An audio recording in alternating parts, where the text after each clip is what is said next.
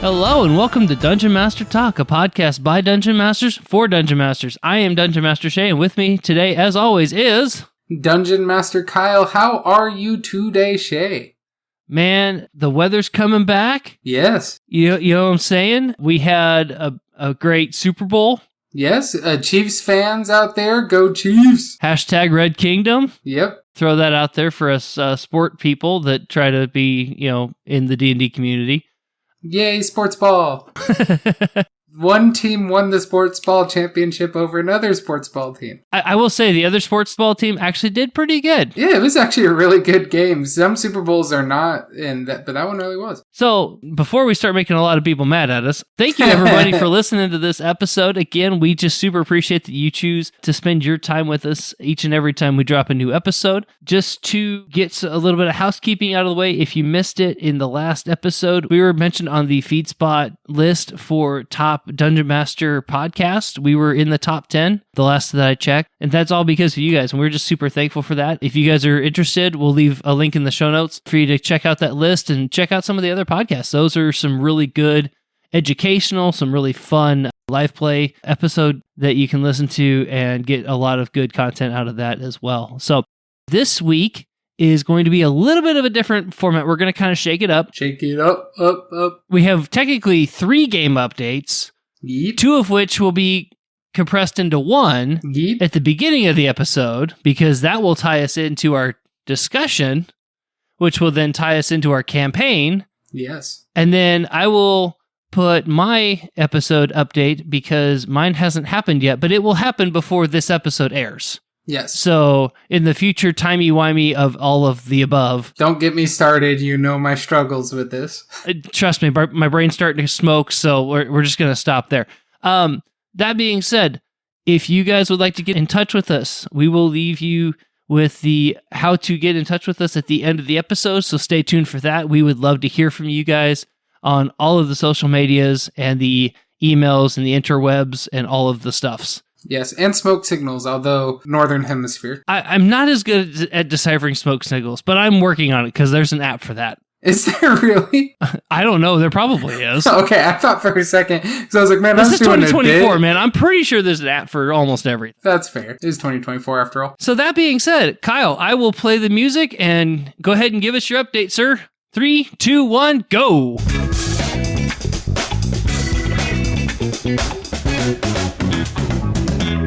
No pressure. All right, so everyone, I do have 2 play session updates for you. It's the start of my season 3 for my Whoop, whoop. campaign that I'm leading, not season 3 of this podcast to avoid confusion. We are still very much in season 2, Electric Boogaloo. That is true. So start of season 3, at the end of season 2 for my campaign, we went very celestial. The party found themselves in a void between worlds in front of the Council of Gods, so the Pantheon, if you will. And the 12 gods were all gathered and meeting about what to do to the world that was just destroyed, my player's world. So that was a big surprise moment, and that world was destroyed when both the party's rogue and the surprise turncoat bad guy villain that they thought was a friend ally betrayed them, accidentally ripped a Stone of Infinite Power in half, and destroyed the world. Oops, don't do that. Well, they did do that, and so the gods had agreed with them based off of a pitch made by the party pitching to save the world, and also, surprisingly, the villains as well pitching to restart the world. So the world was restored to almost the way it was before the world ended, but with one very significant change. The gods themselves, because the players found out that this is all a game of the gods to determine who the next god is and reset the balance of the pantheon, the gods are no longer active in the world. Some days you play chess, some days you are the chess piece. It just depends on which day it is. Exactly, and they definitely felt like chess pieces in this. Accurate. So at the start of season 3, the party woke up in the city under the mountain. They were all scattered, figuring out where they were at after the gods reset the world. The battle of the city under the mountain still took place, A lot of the major events of the world that they remembered still happened, although not quite all of them. And their causes were often different. And also some of the outcomes. Anything directly involving the party to their memory remained largely the same. But every time they encountered somebody from the new timeline, their minds would flood with the new knowledge of how they interact with this person or what they're talking about. So that was fun for me to get to keep playing with them on like, this is what you remembered from the play session in your notes, but this is the new facts and your character knows both. And so that was pretty fun roleplay moments for the party. Our wizard is now known as the Horde Breaker to everyone. That was a name given to him at the previous major battle at the mid-season finale for season 2, but is now blasted all around as his popular nickname. He's known as a famous human wizard, even though he's a half-elf, but he's secretly a half-elf. So most believe that he's a wizard. Sorry, not wizard. He is a wizard. Most people believe he's a human, and that's what he wants.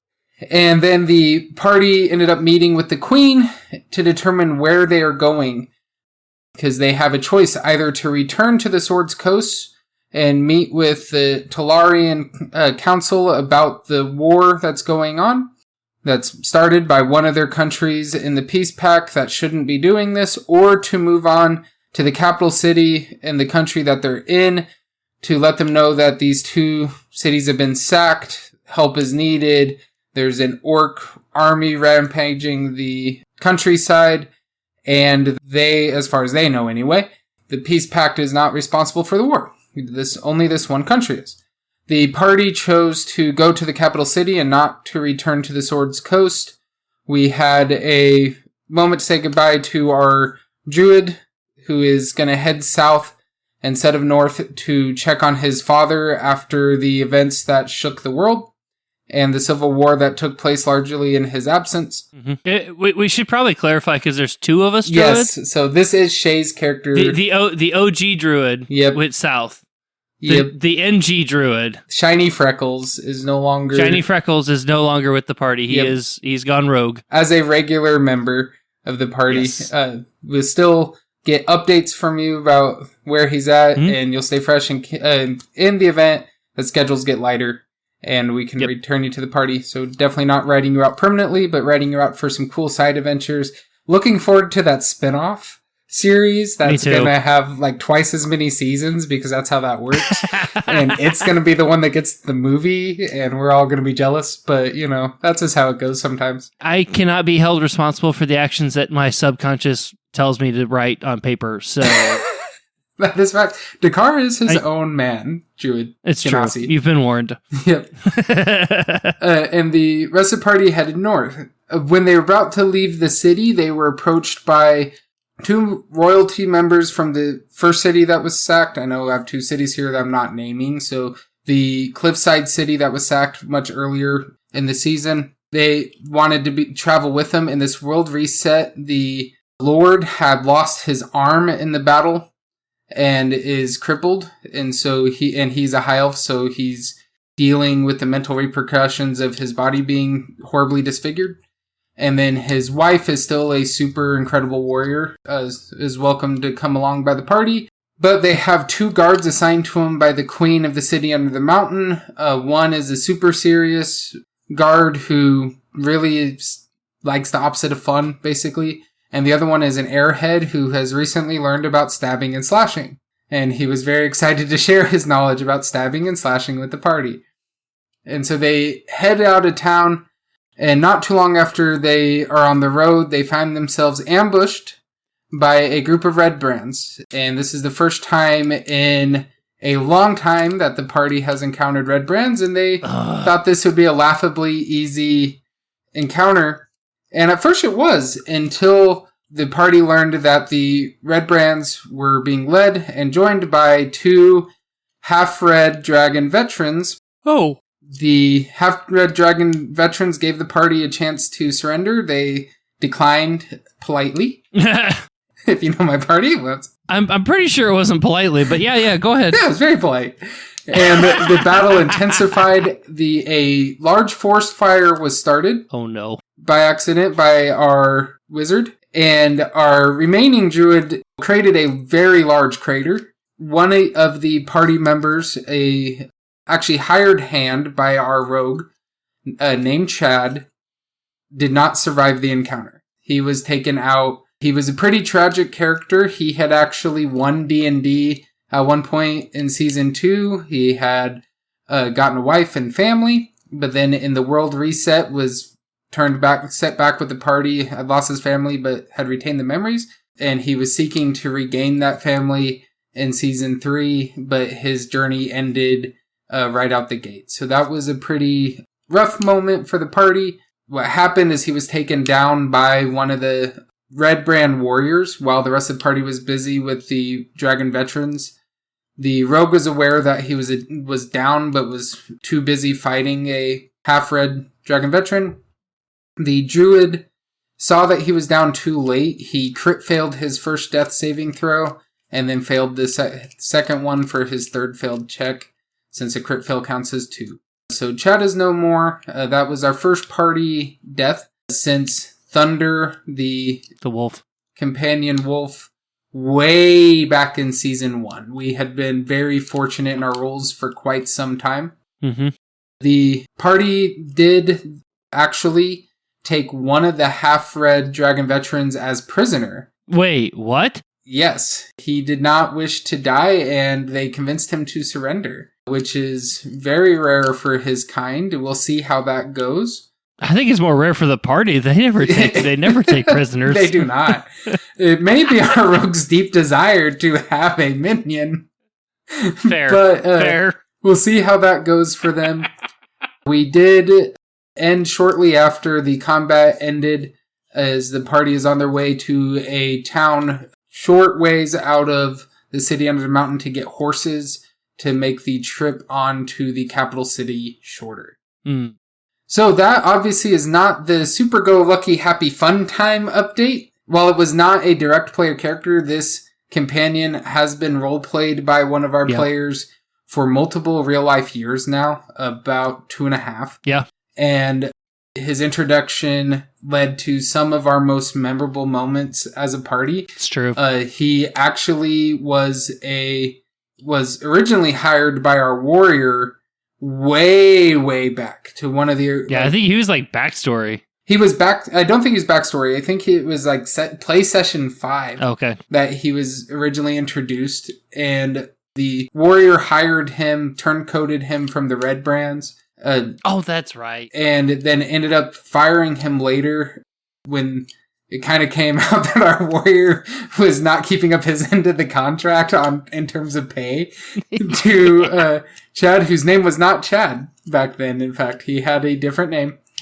And the rogue, who is very clever, during our 2-week break from the end of Season 1 and Season 2, found this Red Brand member and hired him again and instructed him to change his face so that he'd be unrecognizable to the party.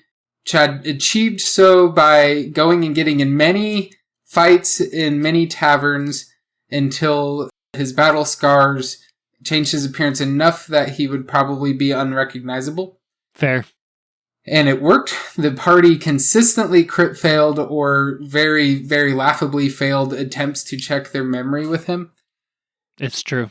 And it was a long outgoing joke. He was then later put in charge of the party's newfound puppy that they got on the boat on their way to the city on the cliffside.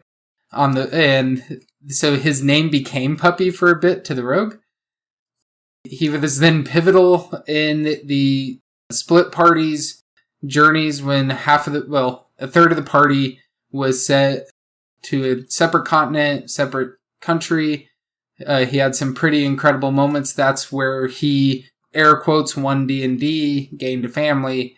That, of course, was undone when the gods reset the world because the party was never over there. So It was one of the major event changes. So his reintroduction at the beginning of Season 3 was a very impactful moment to the party.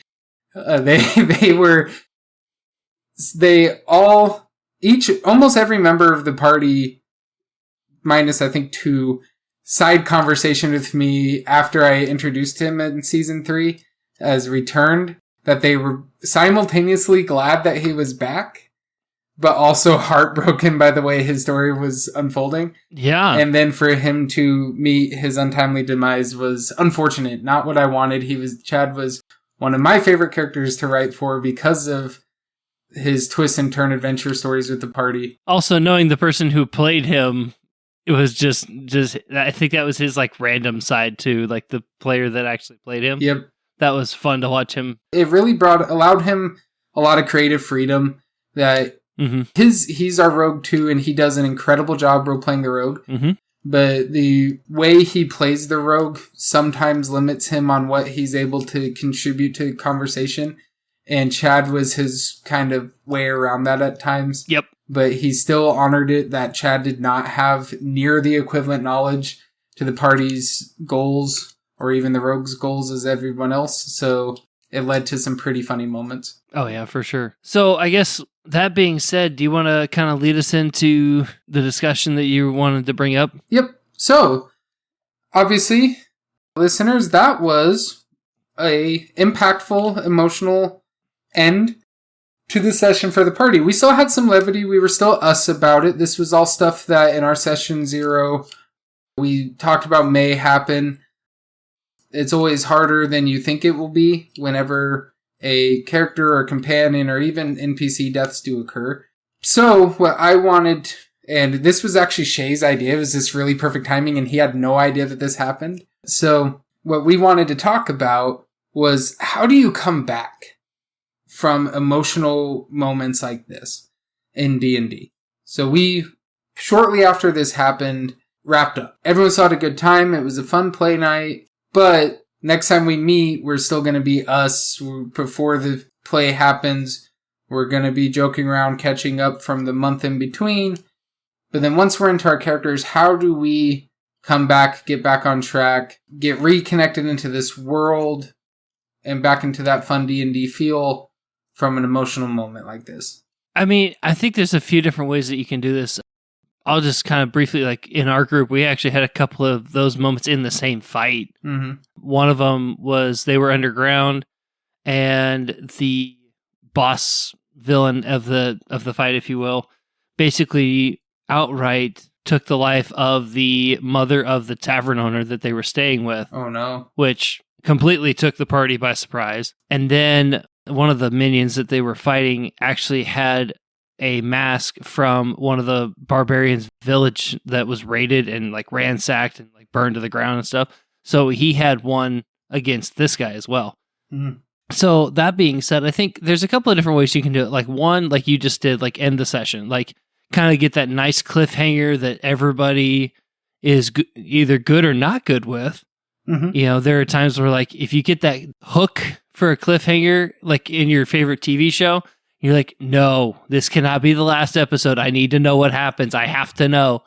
And then, so you drive that, like, want to come back and finish or see the resolve of that encounter. But also, like, even when Thunder passed away, Yep. Now, granted, there were some other factors in that too, but the moment that happened, we all actually had to stop and take a minute and collect ourselves for a minute just to carry the weight of what had just snuggled happened. with my dog for a little bit. I remember doing that. I picked up my squirrel off the couch and made it come sit with me all Dr. Evil style while I finished the session. But it's not a literal squirrel, listeners. His dog, though, is squirrel-sized. It is very squirrel-sized, and the squirrels outside my house are very confused on how she gets in and out of the house without getting murdered. But and that it barks, kind of. Well, and that it doesn't climb trees on its own either. They don't know what to do with it. Even though she can jump like 3 feet in the air. Also accurate. But yeah, all of that to say, like, I think there is power in the silence. There can be power in the silence of, like, let that moment just sink in and let everybody kind of, like, feel the weight of that moment to really let, I don't know, just, you can just feel it. Be okay with feeling the moment. That way your people are in their feelings, they're in their player characters' feelings, So at that point, how does your player character respond? It could be the same way that you would respond, or it could be polar opposite of how you would normally respond. Yeah, I was in this session. I didn't want Chad to die. I didn't either, and I wasn't even there. I didn't know that the hit was going to take him below 0. I didn't have his sheet up to see. And the hit took him below 0. He's in death saving throws. When the first one was a crit fail, I actually started like at the beginning of people's session, like turns, I was like, and remember, Chad's down. Oh no. In hindsight, the players were like, there was a lot of hesitancy from each player.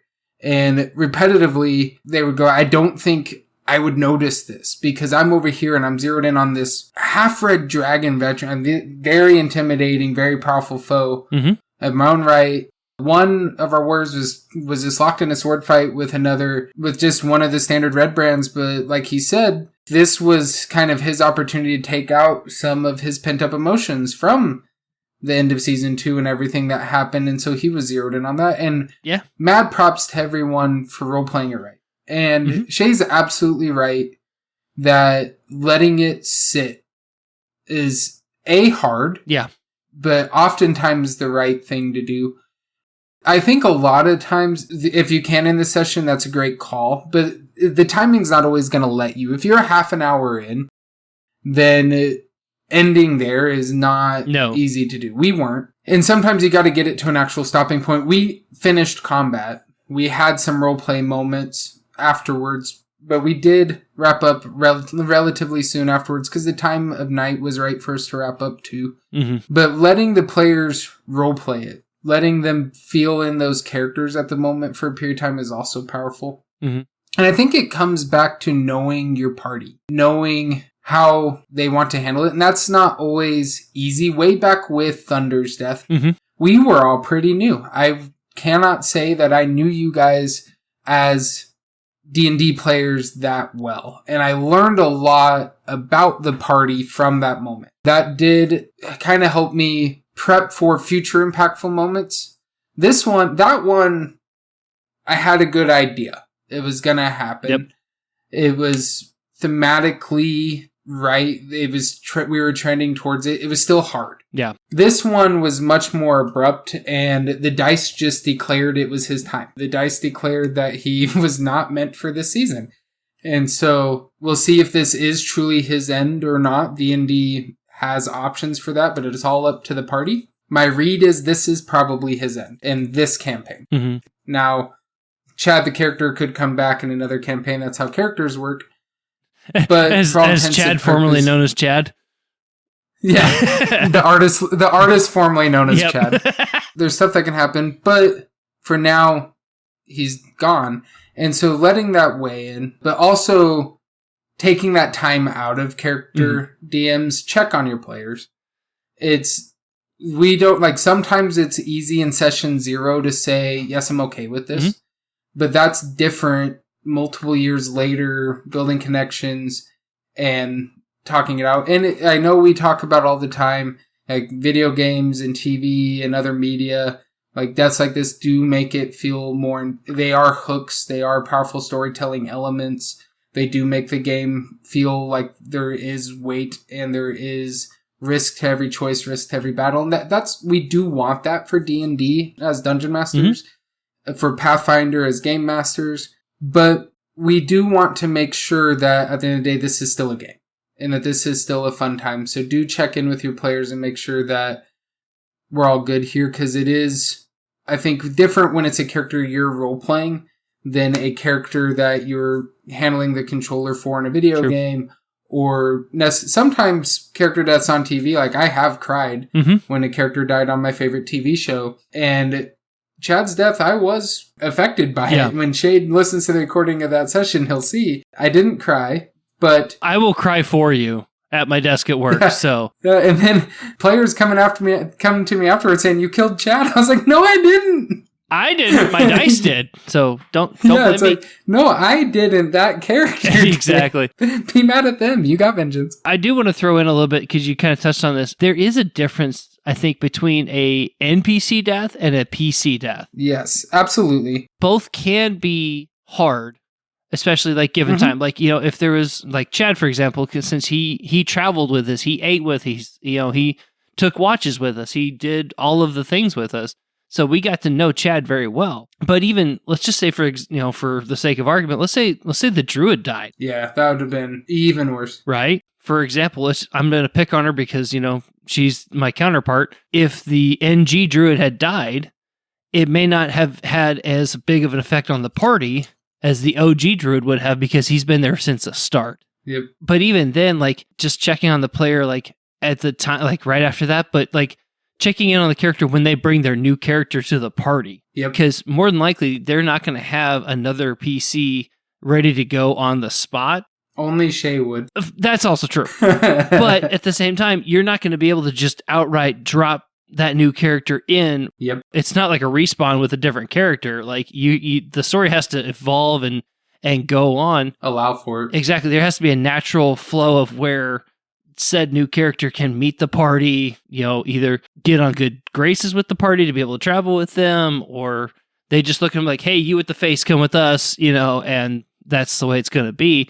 I mean, there's a lot that goes into that. And so, especially if it's a player that's been there from the start and that character dies, yep. Like looking at that same player across the table and knowing like, oh, they're not a druid anymore. They're a bard. They're a warlock, whatever. Yeah. And that first instinct, they're going to call him by their original player name. Yep.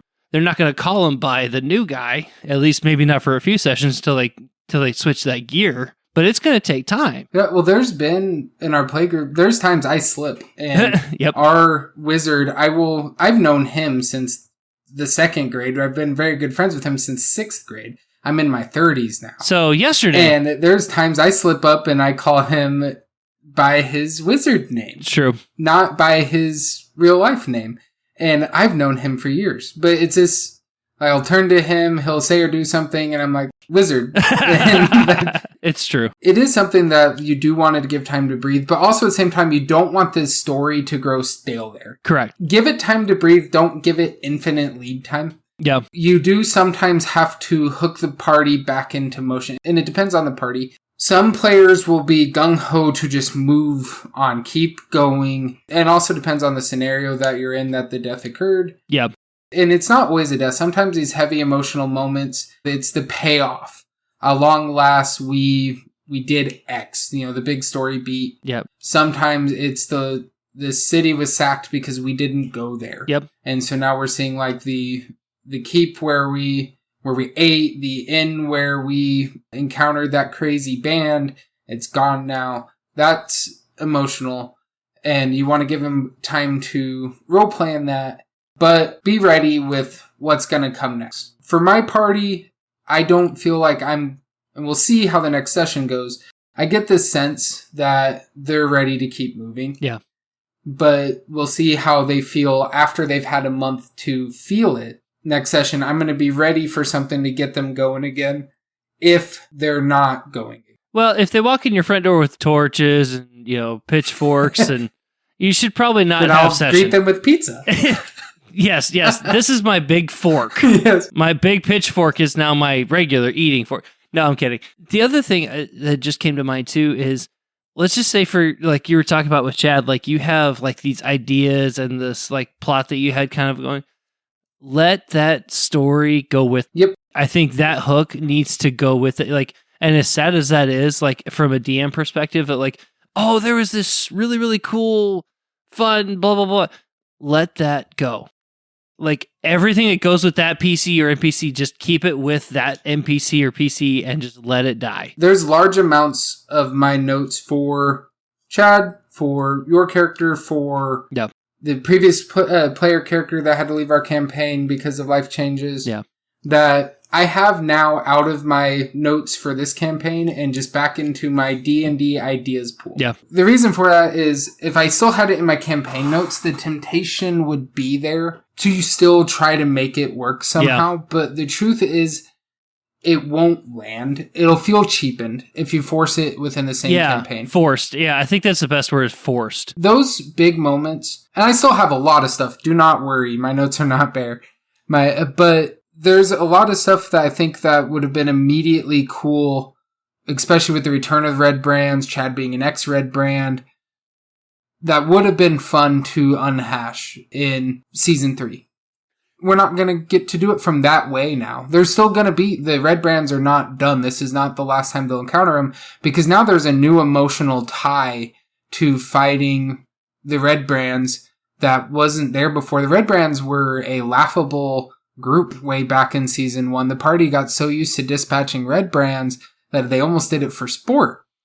And now here they are several years later in real life, like a couple months later in game time, and these guys have muscle now. Yeah, the Red Brands dealt them their biggest loss yet. And so it's, I think, now a bigger desire for the party to take them on. So how those interactions with that group is going to happen is drastically different from what I was originally hoping. But I'm not going to force that. There's a lot of knowledge about the organization that they're probably just not going to get now. Kind of just to kind of bring full circle, like, if you guys set this up in session 0 of like, hey, here's the protocol for if somebody were to either pass on, or let's just say even for a big moment could be like you finish a story arc and one of the players is just like, hey guys, my PC right now is just not feeling it. He needs to go do X, Y, or Z. Now, maybe the player just wants to play something different, and then, you introduce them that. You find the storyline reason. Yeah. So it's not like they passed on or whatever. Like that PC just like, you know what? I'm good. I'm gonna go tour with whatever group, if they're a bard or whatever. So like it could be hard moments like that. It could be devastation moments like, somebody passing, or hey, we just survived this massive fight. Like, how in the world did we just survive this? So like them trying to reel with the consequences of that too. I would say also, and I think we touched on this in one of the early season 1 episodes for us, having a communication system with your DM or with your players that says, hey, this subject's real tough for me. Like, we need to either back off or try and reapproach this from a different angle, because like there's either a personal thing that I have like that's messing with me, or like for whatever reason I can't get into this arc because of something personal that's going on. So like having that open communication and then having those boundaries from session 0 saying, okay, this is how we're going to handle X, Y, and Z situation. And so that way you're kind of presetting the scene ahead of time. And so that way you kind of have a guideline to follow once you get to that situation, and people can actually have that open communication. Absolutely. That's key. I think that's very relevant here, so I would highly recommend, if you haven't checked out that episode back in season 1, do so prior to your session 0 if you can. If you're post that, still give it a listen, and if it's something that you haven't talked about with your party, I highly recommend it. But the synopsis of it is, like Shea said, have that way of flagging established for your group, and it doesn't have to be subtle. Yeah. I'm not great at picking up on subtle cues, so mine with my group isn't. I've told them just flat out interrupt me. I'm getting better. I keep telling my guys, just throw up a neon flashing sign. I'll probably see that with my ADD. So yeah, distract me. I am easily distracted. So is Shea. Speaking of easily distracted, though, when you were talking about Chad here a little bit ago, I was like, oh my god, they killed Chad. Like it just, and I just I lost it off air. I'm back now. Yeah. Anyway, so once again, listeners, back-to-back episodes. We are nearly. I don't want to say the time code because Shea will make me look like a goof after his editing. It was right it's about been 40 now. Yes. So whatever time code it is now, that's how long it's been. And so I think it'd be good for us to get into some of our campaign build. Obviously, for these emotional moments, the right way to handle it does change a little bit per party. Yep. I do want to call that out. Yep. So what was right for my party in this moment probably won't even be what's right for my party the next time. And so the things that I think are constant, and then I'll get off of it, I just want to make sure we wrap up with a nice bow on it, is do check in with your party, the people, make sure that they're good. Do let it sit as you see appropriate, and read the table. Read the virtual table. Hopefully, by the time you get to this point in your story, you guys have been playing with each other long enough that you can get that read. If not, stopping and literally asking, is everyone good? is never bad. True. So that's all I have. Shea, do you want to wrap this bow up anymore, or are we good to move on? I think we covered everything that we need to on this one. So, no, I think we're good to get to the campaign side of things. Woo woo! We're going to get my notes out so you guys can hear me clickety-clack-clacking again. Last time on Dungeon Master Talk, we talked about Jardik. Yes. Named him in one, technically two. He was Jordik originally. Yeah, he was. Got the R sound. Jardik, formerly known as Jordik. And he was kind of the new boss man that the party would have interacted with to figure out what was happening with the shipment that was supposed to go to Silverforge. Basically, once that issue has been dealt with, now we got to figure out what's going to happen next. So. Yep. There was multiple different possible outcomes. Yes. All three of them, I believe, are fun and interesting. And this is what's cool about campaigns like this is that replay value. Yep. So what you get out of it DMing is different than what somebody else will get out of it DMing. The stories do change. Characters that play them change. That's what makes it fun. True. So, three possible outcomes. One, they totally defeat Jardik. Actually, there's more than three. I have three in my notes, but I just realized there's more than three. Oh, yeah. One, they defeat Jardik, and Jardik is no more. And they can investigate the room to learn about ZQ. But they could also just totally not investigate the room, not learn about ZQ, and retrieve the delivery and head back to the tavern. Also true. Number two, Jardik surrenders. They learn about ZQ from Jardik, and they can grab the delivery and return to the tavern, or they can go pursue their heart's content based off of his information. Yep. Three, Jardik surrenders. Party accepts a job from Jardik. They do not take the goods back to the tavern, and we continue on that path. So I think for this, we kind of want to wrap up, in my opinion, what type of jobs Jardik can give them. What are the plot threads going forward out of that? What are the plot threads going forward if they learn about ZQ? Like, what can they do with that information? And that's ZQ, and I looked it up right before this, and then my brain is good. But it is ZQ and the tier 2 of the... Splintered. Yes, Splintered, thank you. I was going over to it in the shared notes. I actually have my shared notes pulled up for a change, so that's how I knew it so fast. I have to tab over because I have my personal notes, and sometimes the tab, just works right off the bat, and sometimes the tab over is like, let me load. I'm like, but you were loaded. The line is busy for only 95. Okay. Yes, I know, I'm old. I am also old, it is fine.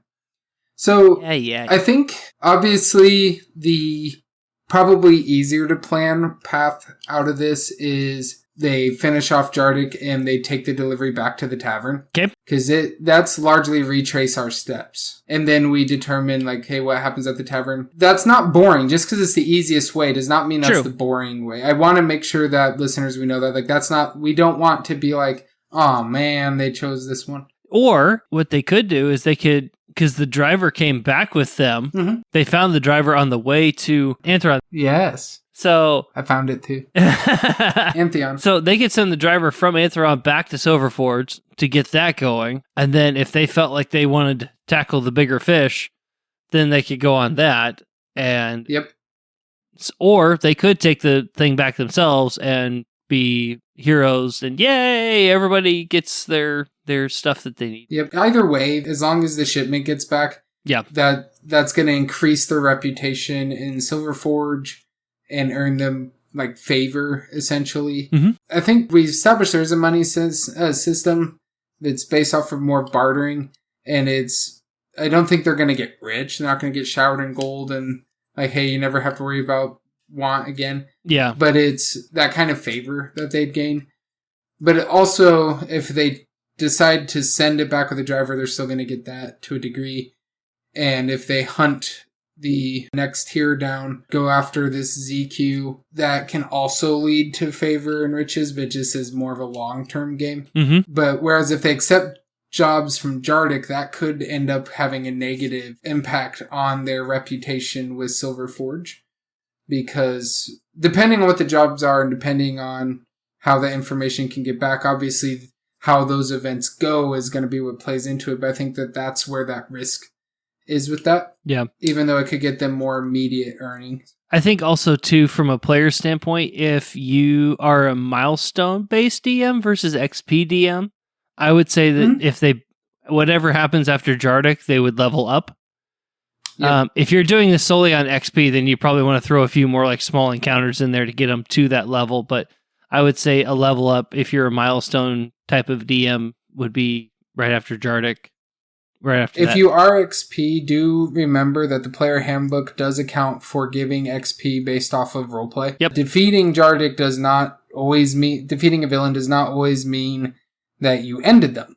It means that you overcame that scenario. Yep. So negotiating it out with Jardik is achieving that encounter. You can grant that XP. If a player goes above and beyond in that and really heavily leans on their roleplay, you could give them bonus XP, or you can give them an inspiration die. Do remember things like that. And if we put this in writing ever, like I think is our long-term goal, we definitely want to shout that out. We're going to say they're level 3, maybe 4? Yeah, depending on how much you're doing here. And this is also, remember, it's a little hard because this was one of the side quest options. True. Back in Silver Forge. And we still have to circle back and drill out those other ones. That's true. We do need to do that too. Listeners, I want you to weigh in on this. We do go through every single one of these side quests possible out of Silver Forge. Or we could hit this one to kind of show like this is level thought that we put into the side quests. And then move on to like the next big story beat. And those additional side quests are kind of that bonus content, if you will, that would get from if we put this together. And if you would like to see this put together in actual written form, let us know at dungeonmastertalk@gmail.com or on the Twitter, Facebooks you'll find out about at the end. But really do want to hear from you guys. How would you like to see us proceed here? Shea and I, enjoy doing this, but we also enjoy hitting the big story beats. So we want to know what you, the listeners, enjoy hearing and also what you want to see next out of this campaign. Tell us what you would love to have your ears hear. Yeah, exactly. And remember, everyone, that also counts for the advice stuff. We're going to keep pulling from what comes up from our campaigns a lot, but we will pause our ideas absolutely when we get emails in or tweets in or Facebook post questions for what you guys would like to hear us cover in the advice section. All right, so let's, just for that purpose, let's just say that they did take the shipment back to Silver Forge, right? Let's go ahead and start fleshing that back out. So last we had left Silver Forge, right? So the group had been doing odds and ends projects for people around town, maybe helping to put the town back together, or the village, whatever you want to call it, after the attack had happened. There's probably some property damage that happens from spells, or if there were any spells or any like bludgeoning damage to buildings. There could be something from the guy that they captured from the cemetery, from the original quest out that way to bring Mama back. I'm trying to think. There might even be just like a haunted mine expedition as well. Could be a side quest there. But I think that'd be more of a side quest there. It just said to, if you're wanting more XP or needing like hey, one of the guys is out tonight, let's still do storyline, but it's not like absolutely critical. Yeah. Yep. Some other ones that we talked about. So there's questioning Balden. He was the prisoner. Yes. There was hog races. Yeah, we named him Balden. If that's his real name. There was also ruffians, known sightings of ruffians in a different direction that they could go take out. Yes. Having a caved explorers, one that we had talked about, not in a recording though, in recording. Yeah. That little 5-minute warm up before the record button was pressed. It just didn't make it into the actual session. So I think, though, big story beat returning to Silver Forge at some point. Yes, at some point. I don't think it necessarily has to be immediately following this one. Correct. But I think a major story beat returning to Silver Forge, I'm making sense of this out of the fact that Mayma is aware that, hey, this group, this party, I don't know if she thinks of them as a party, but this group is more competent than what she accounted for in her plans. So I think after we have this little bit of time where it's like go on adventures, come back, level up essentially, go in that XP. It's also time for the party to get used to being party, develop their role play skills if they're new. But then one of these points when they get back, Mei-Ma has advanced her plan. And I think what would make a lot of sense for Mei-Ma advancing her plan, which is to amass a lot of that power in the area, is that they come back and shockingly there is... So I have two ideas. One is that Silver Forge is under siege, and it's to once again endear people to Mei-Ma and her supreme leadership. But I think we already have like her in a crisis moment with the kidnapping, so going to directly to another crisis is probably not going to put her in good painting. My other idea is that we come back and there's a brand new structure in the middle of town, and it's a prison. And inside, like a new prison, it's a lot more like they come back and the town is almost under strict martial law. And she's enacted this because maybe while the party was gone, some pillaging happened. And effectively, who's really in here are her political rivals. But she's painted to the whole town that these are heretics. Yeah, the heretics, the nefarious people behind the invasions, the raiding, all the bad things, the real people behind her kidnapping, the cause of famine in this region. She is pitching to the town that these people are bad. And my idea is that when the party comes back, it's kind of more of a, well, that's odd. We don't know what to do about that reaction. Or if they're really into it, some players might jump to like, this is odd and bad. But it depends on their trust level, how many side quests they've done, their interaction level with Mei-Ma to this point. But whenever they interact with Mei-Ma, she's heaping praise on them. She's loving them. She's thanking them for their contributions to the town. She's talking about town growth. She's all positivity. But then this thing is not positivity at all. I had a thought. I love your thoughts. What if Baldin sprung himself out? That is also a story point that the second we imprison Baldin, I've wanted to do. Because he built that thing from the ground up, so he would know exactly how to spring himself. These are half pin barrel hinges. You apply a little bit of leverage, and they come right free. Insert Johnny Depp reference. All right.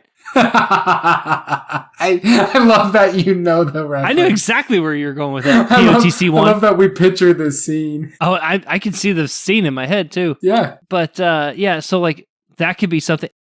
Or, what if it was one of those things that it wasn't a forced exit? Ooh. He sprung himself well enough. There was no sound. There was no visual signs of breaking in. He just flat out disappeared. Yeah, that's an intriguing mystery. I'm putting down both of these ideas because we may axe the martial law idea, we may axe under siege ideas. I'm just putting them down. Go back to your martial law. The people that are in the prison are the people that were supposed to keep Baldin in said cell. And they failed to do so, so now they're in martial prison. Ooh, yeah. Baldin getting free is what triggered the martial law and this more tyrannical rule, even though every interaction with Mei-Ma, she's not the personality type of a tyrant. I'm a ripe old age of 85. 84. She's not a day over. And a half. Don't you dare forget that half. Escape. We already talked about last time how important halves are to like 5-year-olds, but it always makes me laugh. My nephew used to, when he was 5, one day after he turned 5, he was 5.5. We're feeling the effects of 5.5. We're not at 5.5 yet, but we're feeling the effects of it. But I like this. Baldin freeing himself and also doing so in a way that dun, dun, dun. It essentially doesn't leave a trace, because that's immediately the party's going to want to investigate that, right? Like this was their big capture. Yep. This was their big achievement, and now he's gone. And they're going to want to dive into investigating it. And for there to just be nothing, that is a hook that is going to smolder. Speaking of smoldering, I just thought about this. I don't remember what I'd have to go back and research this, but I don't think we gave Baldin a level. We didn't. What if he's like an informant for the fractured? Sorry, splintered. Yep. Say fractured, that's going to be a deep playoff. But splintered, if they're level 4-ish, Before level 5, that's appropriate interactive level for what we scoped that level out, if I remember correctly. If you have the shared notes, they're in there. So if let's just say he's, for the sake of argument, he's not an official member of the Splintered, but he's working his way to becoming part of the... So he was a cracked that somehow became aware of there being higher tiers and is joining it, or is he just a targeted person that the Splintered would be like, you are a potential candidate? Yes. In the active and now bringing you into our cult. Yes, I think because of his profession, being able to help them in a militaristic capacity, number one. Number two, him having a decent set of intelligence and or some magic. Yep. I feel like that they would favor that, especially since magic isn't necessarily widely spread in this world yet. Yeah. So, and I like the idea that they would target skilled positions at that level. And whereas the fractured, where they're being the cracked, they would just be like, Yeah, the cracked, like they're thugs. They just want people that hit hard. They want chaos. Yeah. The cracked are essentially goblins. The Splintered are more like a hobgoblin. Yeah, the Splintered, they have a plan, actually. Yes. The fractured, they have a much more large scope plan. Whereas, because they're the ones that they get into that little bit more of lawful right in their planning. They use the established confines to make things work. So I picture this being a lot more the politically focused groups, which is hard to rectify in our destroyed world, but also not, because that means they've been succeeding at keeping culture to a minimum. And I think like having that idea of like the Splintered like to target, yes, warriors, yes, magic wielders, but also, hey, you are not only a magic wielder, but you're a magic wielder that is a blacksmith. You have this incredibly valuable skill. They've probably been targeting him then for years. I don't know how we reflect that in the campaign, but keeping that in mind that he's probably been on their scope for a really long time, because they probably pay attention then to everyone that shows a tendency to the skills, and then only target ones that they think that they can tempt with power. I think that could be something that, like, if they get to the point where they get to a higher up person in the Splintered, maybe like, not like the commander of the Splintered, but like maybe a ring or two underneath them, like doing the middle management of the Splintered organization, with if their you will. spreadsheets and absolutely, get their abacuses going, and it's a whole thing. They keep tabs on specific people, or maybe even Baldwin kind of grew up in that scenario, or his parents were part of that. Ooh, I like that. So like once he was old enough, he was never like a turntail, but maybe he was like one of those guys that kind of kept his eye out to kind of recruit people that he thought were good enough for it. Yep. Or if they had like a side mission in that area, he would carry that out. He was never the one getting his hands dirty until he absolutely had to. Yeah. Yeah. Okay. I like this. I do like the idea that we're starting to see, though, at this stage, a little bit of the cracks in the facade. No pun intended. Yeah. No pun intended. Cracks in the facade for Mayma, that this is really the first sign that, hey, this isn't this sweet old lady with martial law being enacted. She's not like militaristic strict, but she's a lot more on edge. Very much like antsy. Yeah, and I think leaning a lot more on her family for this rule so that she can keep up that facade, but that's also surrendering a lot of that immediate control, which I think is something that she as a character would deeply struggle with. Yeah, I agree with that. And that's also leading to a little bit of that facade maybe shaking a little bit. I would agree with that. Yeah, so then what I would like, I know that this wasn't a lot, but again, listeners, we spent a little bit more time on the advice section again this time, which I think is good when it's topics that we're passionate about. Yeah. So hopefully you agree. Let us know. I think, Shea, I would like to break here so we can both let the back of our minds think on these events, see how we land on them, how we're feeling about it. When we meet next time, we can decide if this is in fact canon and move on to how that impacts and what missions come out of it. Or if we feel differently, we can walk it back. Walk it back and walk it. That's why I love you, Shea. Two step. Okay. My age is showing. Okay, let's go. Let's go to the third game update, if you will.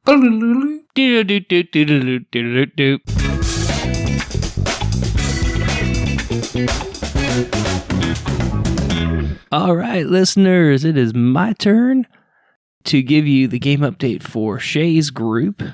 And so not a whole lot of like huge big things happened. We did get into one fight, and I'll get into that in a second, but our party did what it is notorious for, which is exploring and spelunking and all of the things in that respect. So what they did is they sent the scouts. So that is the sorcerer. Excuse me, my voice is kind of going out on me. Sorcerer and the rogue. And so they went and they did some looking around, and the sorcerer did probably the majority of like the land coverage, if you will. He was up and down the hallways and things like that. The rogue found a room. It was just like a room. It had one of the big shark things that they had just fought, and so she just wrote "nope" on the door and walked away. And my sorcerer kind of found a couple different double doors. There was a room full of these like stone statue type things, and then, like I said, they got into a fight. So they stumbled upon a room that had this like massive pit in it, and it had this like tarry, like really viscous type liquid in it. And the thing was, the tarry liquid stuff could move and fight back. They didn't get to experience that until the very end. I think one of the players got caught in that, but they had a few other people that they had to fight. And one of the people in the back was a prisoner, kind of one of those caught in the wrong place, wrong time kind of thing. But he had been in there long enough to give him the information of who the cult leader was, where the cult leader lived, at least according to his knowledge anyway. And there's like a secret tunnel going to someplace even deeper than the level that they were in. So if they thought that they were going to get out of this dungeon, it doesn't look like it's going to be anytime soon, because it sounds like they must go deeper. But all in all, had some good role play. All of the things that D&D groups do, we did that. So yeah, that's our group. So we're setting course to potentially go to the level below at the start of a session. So yeah, that's what we have to look forward to. Wow, I can't believe that happened. That character did what? And Shea, you said what? That's insane. Yeah, guys. Yeah, I probably shouldn't have said that either. But I love your reaction every time. Because I'm like, I know he's going to say that. And then the whole time I'm just thinking, like, my guy's going to be like, I punched somebody in the face. Like, that's probably what's going to happen. We won the fight. Wow. Well, I hope. Hopefully. I mean, I hope these guys survive the next leg. You have to give the chipper update, Shea, because I gave the sad one. You know, I make no promises. That is fair.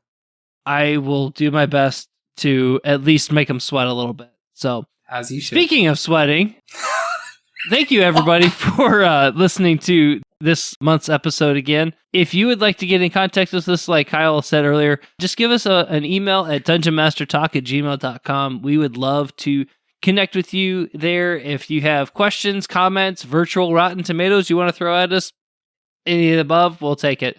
If you would like to hit us up on Facebook, we have the Dungeon Master Talk page there on Facebook, and then we have at DMT the podcast on X, formerly known as Twitter, and you can also use the hashtag Dungeon Master Talk, and we would just love to connect with you there. So for all of us here at Dungeon Master Talk, I am Shea. And I'm Kyle. And we'll see you next time. Bye, y'all. Bye, guys. Peace. I don't know why I just waved. This is an audio medium.